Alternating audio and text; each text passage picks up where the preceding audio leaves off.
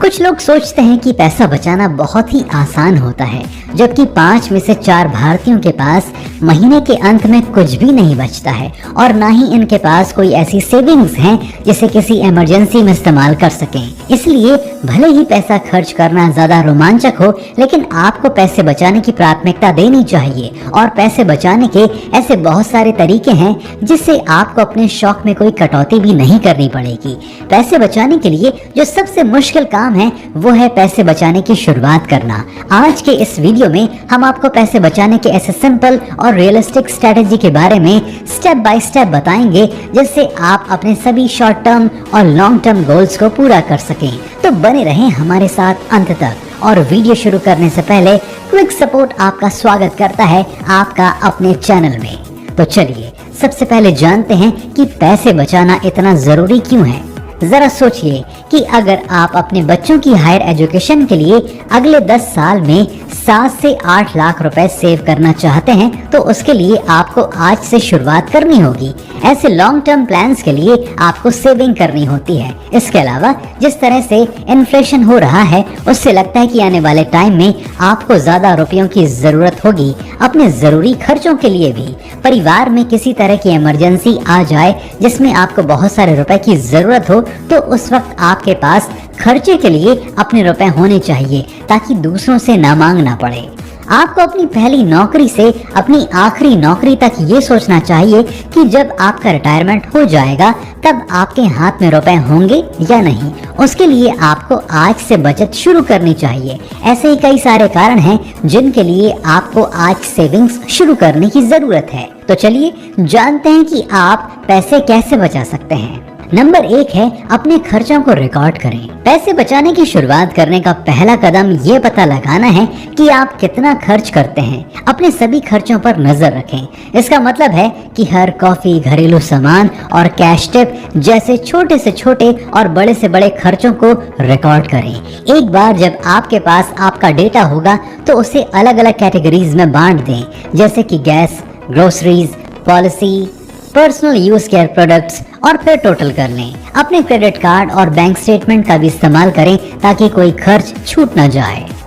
Money saving की शुरुआत करने में ये हिसाब आपकी बहुत मदद करेंगे। आज तो कितने ही डिजिटल तरीके हैं अपने खर्चों को रिकॉर्ड करने के लिए। आप इसके लिए किसी एक मोबाइल ऐप का भी इस्तेमाल कर सकते हैं, जिससे आपका काम और भी आसान हो जाएगा। नंबर 2, सेविंग्स के लिए बजट बनाएं।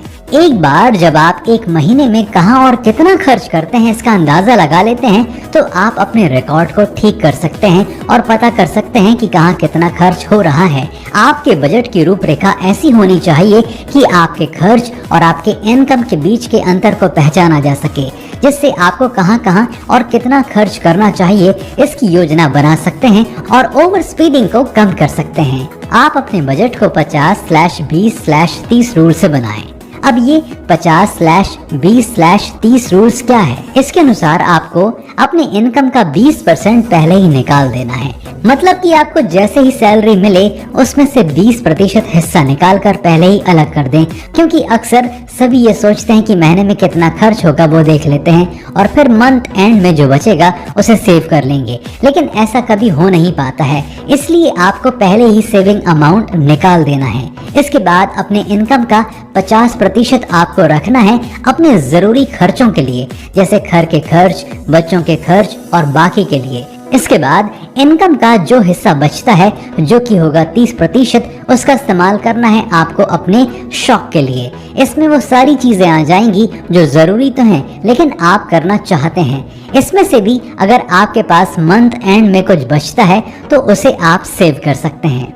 Number 3, save automatically.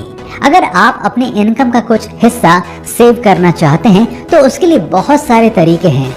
आप अपने 2 या 2 से ज्यादा बैंक अकाउंट खोल सकते हैं, जिनमें से एक में वो रुपए रख सकते हैं जो आपको फ्यूचर के लिए सेव करने हैं।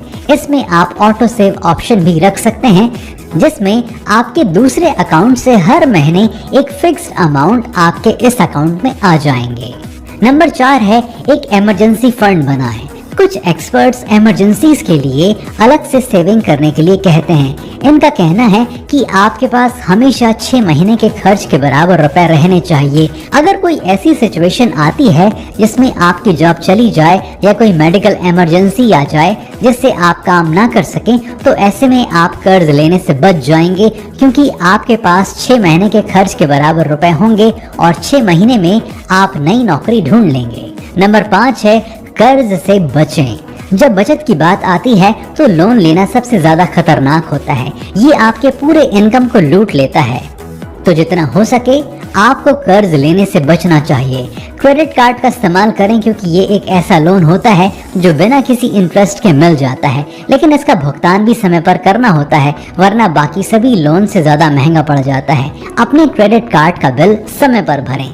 यदि संभव हो तो अपनी सीमा के भीतर ही क्रेडिट कार्ड से खर्च करें, क्योंकि जब हमें अपने जेब से खर्च नहीं करना होता है तो कई बार हम जरूरत से ज्यादा भी खर्च कर देते हैं, और अक्सर क्रेडिट कार्ड होल्डर्स के साथ ये समस्या हो जाती है, तो इसका आपको ध्यान रखना होगा। नंबर 6, 30 डे रूल का इस्तेमाल करें। हो सकता है कि आप में से कई लोगों ने 30 डे रूल के बारे में नहीं सुना होगा। कई लोग जो अच्छी तरह सेविंग करना जानते हैं वो इस रूल का इस्तेमाल करते हैं, ये जानने के लिए कि जिस एक्सपेंस में वो रुपए लगाना चाहते हैं वो उनके लिए जरूरी है भी या नहीं। आप भी इसका इस्तेमाल करके अपने फालतू खर्चों को कम कर सकते हैं। जब आप कोई बड़ी या महंगी चीज खरीदना चाहते हैं तो पहले उस पर अच्छे से सोचें, लिखें कि वो चीज क्या और कितने की है, और अगर 30 दिनों के बाद भी आपको लगे कि वो चीज लेना जरूरी है तो उसे खरीद लें। इससे आप कई सारे फालतू खर्चों से बच जाओगे। नंबर 7, रिटायरमेंट के लिए सेविंग गोल्स बनाएं।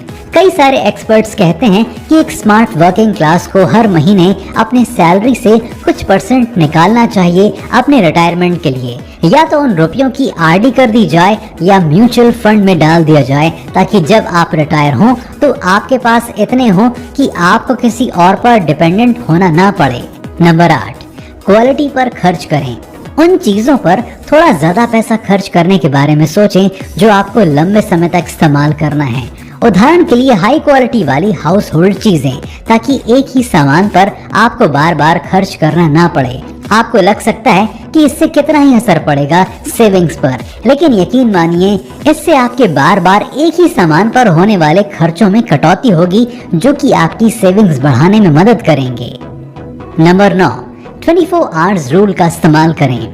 ये भी 30 डे रूल की तरह ही है, बस फर्क ये है कि आपको इसमें 30 डेज जितना लंबा टाइम नहीं लेना है, क्योंकि इसमें छोटी छोटी और कम महंगी चीजों को शामिल किया जाता है। मान लीजिए आपको कुछ लेने का मन है जिसका कोई अर्जेंट यूज नहीं है और वो ज्यादा महंगा भी नहीं है, फिर भी आप 24 घंटे का समय लें और सोचें कि इस चीज की आपको सच में कोई जरूरत है भी या नहीं। अगर 24 घंटे बाद भी आपको उस चीज की जरूरत लगे तो आप उसे खरीद लें। आपको लग सकता है कि इससे कुछ नहीं होता, लेकिन इसी तरीके से आप फालतू खर्च कम कर सकते हैं।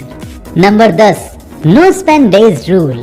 आप खुद को और अपने परिवार को हर हफ्ते में एक दिन के लिए ये चैलेंज लेने के लिए कहें कि आज के दिन हम बाहर से कुछ भी नहीं खरीदेंगे, चाहे वो आपके सुबह की कॉफी हो या फिर मूवी टिकट।